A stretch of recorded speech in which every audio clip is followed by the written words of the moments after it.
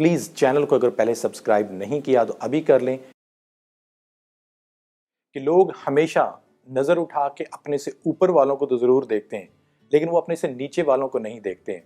तो अल्लाह ताला ने आपको जहाँ पे रखा हुआ है, हो सकता है कि आपके आइडियल वो लोग हों जो कि आपसे ज़्यादा खूबसूरत हों, ज़्यादा अमीर हों, उनकी जॉब अच्छी हो, उनकी औलाद उनके पास हो, उनकी अच्छी हैप्पी मैरिड लाइफ हो। लेकिन अगर आप अपने से नीचे देखें तो आपको कई ऐसे लोग नज़र आएंगे जो कि आपसे भी डाउन हैं।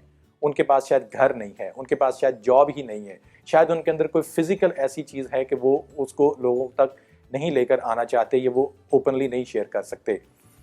एक लम्हे के लिए अगर आप सोचें, सिर्फ और सिर्फ एक लम्हे के लिए आंखें बंद कीजिए, अपने आप स्कूल में से आप देखें कि आपके साथ 8th ग्रेड के ऊपर, 10th ग्रेड के ऊपर जो लोग आप ही के बेंच के ऊपर बैठे हुए थे, आप ही की क्लास के अंदर 50-60 लोग थे, उनमें से कितने परसेंट हैं जो आपसे ज़्यादा ऊपर हैं और कितने परसेंट हैं जो आपसे नीचे हैं।